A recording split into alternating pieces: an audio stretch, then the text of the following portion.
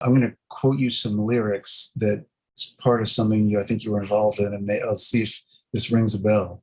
Um, and what do you care if you dirty the air? Palm Springs is always clean. I'll meet you on the third green. Wait a minute, what's that from? That's from It's the Right Time to Be Rich. Oh, okay. So you were involved in that, in the Doonesbury the musical. Oh, yeah, yeah. How is that? Well, let's put it this. There was a certain point in my career in which I thought I was going to be like a professional musician and do stuff like Broadway. And it began with Doonesbury. And if you really want to know how it was, um, which was that score was written by Liz Swatos, the late Liz Swatos, who was, kind of an interesting downtownish new music composer or music composer. She did film scores, plays, etc. It was a rock musical. I like Doonesbury. Uh, it was boring. It was boring as shit to play the same music the same way every night. Yeah. Okay, but as an experience, I have to say, it was a union gig, and all this whole construction of our identity. Oh, we're indie musicians. We're too cool for that. I'm sorry. It was really great to do a union gig. It meant it, contrary to popular opinion, it didn't mean we were fighting with the other people in the thing. It meant we could be honest. It meant we didn't always have to kiss ass, frankly. Yeah. And, so that part of it was a positive thing. It was great. I mean, I could sub it out once it was up as much as I wanted. So whenever I wanted to make some money, I could I could do a week at the show or 3-4 days at the show, sub it out the other nights, and get paid and get things like a health plan. Yeah.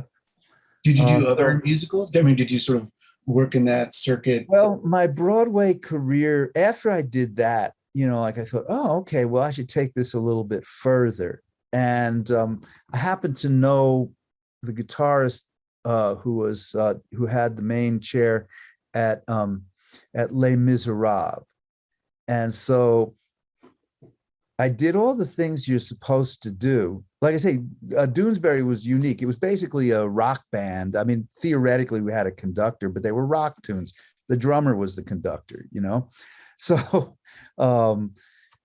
so I did all the things I was supposed to do. I sat in the orchestra pit and looked over the shoulder of the guy who was playing guitar. I took home, it was nearly a 60-page guitar concerto, that show. You were playing guitar, all kind, maybe, electric, acoustic. It was scored for when you use which pedal. Incredibly dense score. I took it home. I studied it for 1 month, 2 months. I went back to finally, okay, I get called as a sub. I went back to the show. I set up very carefully. And then I was right in front of the conductor. The conductor was like right up there. And it's time, curtains.